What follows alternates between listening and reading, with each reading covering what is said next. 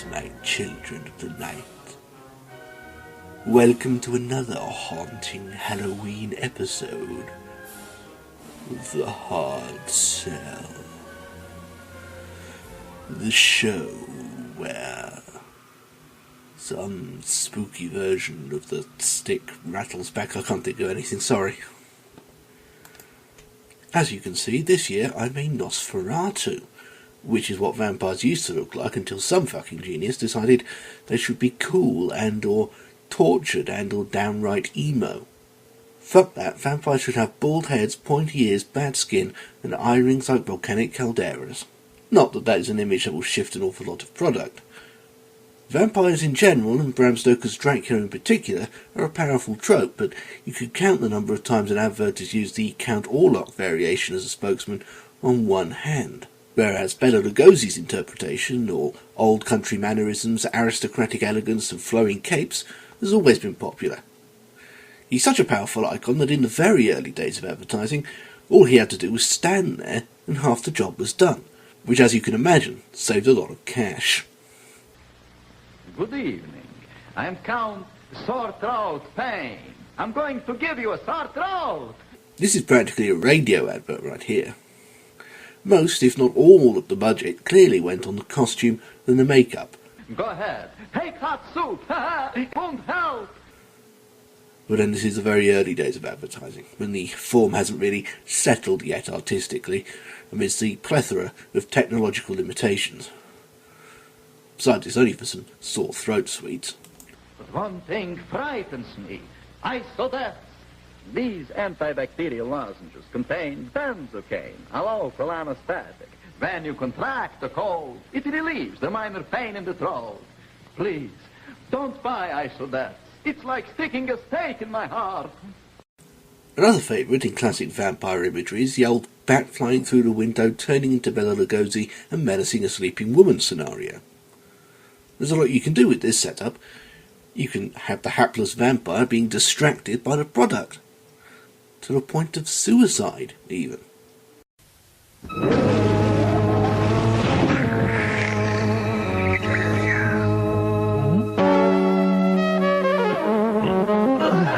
Kellogg's Crunchy Nut Cornflakes, golden flakes encrusted with honey, nuts and brown sugar.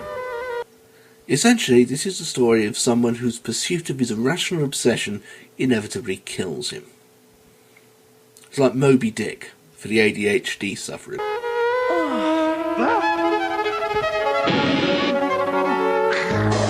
Kellogg's Crunchy Nut Cornflakes. The trouble is, they taste too good. It's alright, he's a vampire, he deserves to die. Nut Cornflakes.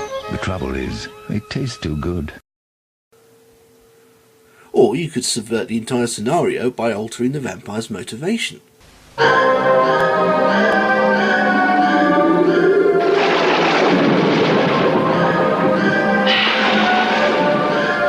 Six-panel colonist, interior door, $24.99 at B&Q. So if adverts are to be believed, vampires are an obsessive-compulsive bunch of time-wasters who will prioritise the object of their current fixation above the blood they need to drink to survive. Well, at least they're not sparkly. B&Q. Price is so low, you just have to tell somebody. I don't care if it's old hat, it's still true. Or you could subvert it even further and not even let the poor bastard in.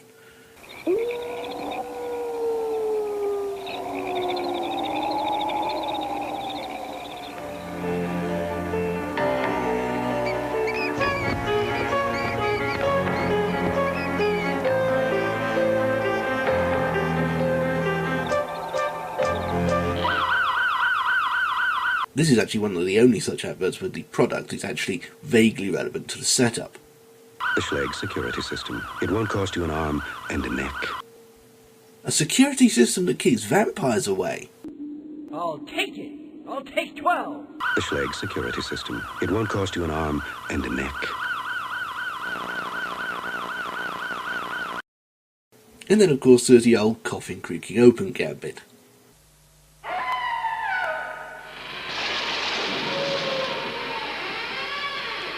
Kenneth Williams was perfect for piss-taking vampiric roles in Adverts and things, although his character in Carry On Screaming was actually a Dr. Frankenstein analogue. Frying tonight! Simply because of his gangly build, he always seemed much taller than he was, and angular features. Just like dear old Bella, the pointiness of the face helps sell the predatory nature of the beast within. Unlike Bella, however, Williams immediately undercuts it with his Kenneth Williamsness, which makes him even more perfect for jobs like this one. Yeah, the trouble with these midnight snacks is you get crumbs all over the bed. Fresh cream cakes. Naughty. But ever so nice. Cream cakes, naughty but nice, famously thought up by Salman Rushdie when he was but a lowly copywriter dreaming of the Book of Prize. That's not Halloween related, but if these adverts do come up in an archive show, it is the law to point that out. Rushdie also came up with Aero, Irresistible, and American Express. That'll do nicely, sir. And would you like to rub my tits too? Apart from that last bit. Fresh cream cakes. Naughty. But ever so nice. Here's a blatant segue. Obviously the ultimate Halloween advertising vampire is Count Chocula, at least in his native America. But he and his monster serial compatriots are unknown in this country. We don't even have Fruit Brute or Fruity Yummy Mummy. Perhaps because they're quite terrifyingly unhealthy, especially considering they're aimed at children. For those unfamiliar, Count Chocula basically consists of chocolate-covered chocolate Weetos with some chocolate-flavoured chocolate marshmallows in a chocolatey chocolate. At one point, the complete breakfast shop consisted of a bowl of Count Chocula, a gallon drum of orange juice, 18 rounds of unbuttered brown toast, 50 sticks of celery and a gastric band. And in a country where sugar puffs now look like this, no dice. But we're not above the same kind of seasonally ephemeral product. Most famously, Cadbury's mini and cream eggs are only available at Easter, i.e. between December and May. But we've had the odd Halloween product even back in the 80s when it was much less of a thing in this country. For example, kids love approximated pasta in tomato and MSG brine. And the best thing about approximated pasta is that, like corn pulp, it can be arranged into wacky shapes and sold to the masses several times over. Alphabetti was just the beginning. Anything that was halfway popular, goddamn Street Sharks for Christ's sake, is converted to an outline and moulded in that stuff that Heinz and Chef Boyardee insist is pasta, but which is actually probably illegal in Italy. Boyardee is the king, especially in America, but Heinz are no slouches. These things somehow qualify to be one of your 5 a day. Presumably they've changed the recipe since my childhood so that the sauce has actually seen a tomato. So anyway, these things, whatever they are, could get their own pasta shapes. It was a no-brainer to do a sort of generic Halloween-y variation to be sold on Halloween. Maybe too generic for the kids in the advert, considering how blasé they are. Come to the haunted house for tea. You'll never know quite what you'll see. The pictures have eyes, the walls have ears, and nothing's as it first appeared. The voiceover's trying so hard with his rhyming couplets, but it's ultimately nothing they couldn't see at the world's sketchiest film. Look to the left, look to the right. A hungry ghost is a horrible sight. Through the door, take a seat. Supper's ready. Prepare to eat. There's a vampire bat and a venomable ghost. Things that are good on a piece of toast. A pair of fangs and a pumpkin head. All in a sauce that's rich and red. Heinz Haunted House. It's our speciality. Later on, Heinz threw some free gifts into the mix, just to boost the image a bit. Heinz Haunted House. It's our speciality. Look for the glow-in-the-dark stickers offer on your next can. Now, I'm making it sound like Haunted House wasn't popular, but it actually was. Perhaps partly because you could only get it for a limited time. There have even been petitions to get Heinz to bring Haunted House back, apparently blissfully unaware that they effectively already have done. They just gave it a new and grimly functional name. similar to the one they used for the original product in Australia, except that the Aussie version didn't even pretend to try to be scary. Who put the spooks in spaghetti? Heinz did. Who put the ghouls in? Who put the witches in? Who put the fun in spaghetti? Heinz did. Who put the bats in? Who put the monsters in? Who put the fun in spaghetti? Heinz did. New from Heinz. Spaghetti in spooky shapes. Heinz spooky spaghetti. Who made spaghetti spooky? Heinz did. It's half as creepy as bananas in pyjamas. Are you thinking what I'm thinking, B1? I think I am, B2. It's fixing time. Now, they were unsettling.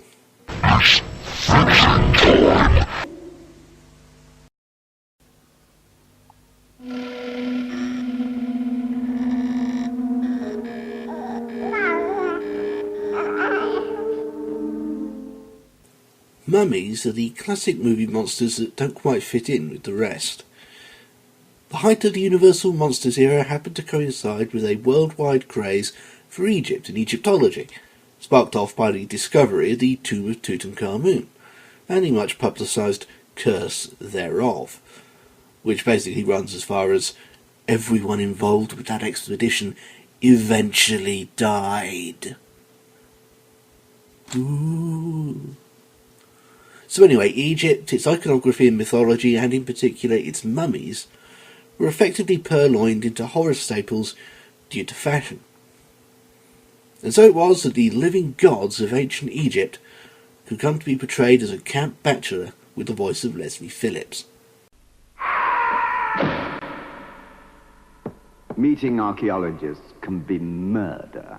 So afterwards, I like to relax with something that's got a great future. New Terry's Pyramid. Oh, it looks a bit like my house. The Pyramid, as you might have guessed, was one of those products created from the name down. Fortunately, it was a good enough name that the product was reasonably successful for a few years, before the novelty wore off. Except it's Terry's delicious dark chocolate filled with cool mint cream. I can't think of a better way to unwind. New Terry's Pyramid. Mummies and daddies love 'em. There was a slightly desperate attempt at relaunching it as a sort of minty Toblerone, complete with racially insensitive new campaign. If you hear of a new milk chocolate bar with a pyramid shape that's quite bizarre, it's got to be New Terry's Pyramid. If it's minty cool with a truffle inside and more delicious than a Pharaoh's bride, it's got to be New Terry's Pyramid. It's popular in Peckham and down the River Nile. Now any lesser chocolate bar is only fit for crocodiles. They're all the rage in the old harem with pure delight. The gals do scream, oh how they love New Terry's Pyramid. But it didn't catch on, and the Pyramid was soon filed under Sir Robin Day. As in... here today, and if I may say so, gone tomorrow. New Terry's Pyramid. Kenneth Williams just won't leave this show alone. Mummies and daddies love 'em. If you're brave enough to open a ready brick pack... Good start. Daring the viewer to open a box of porridge. Nice try. Be prepared for a few surprises. The evil ice demon is threatening to freeze the world. He is? He has the power to succeed.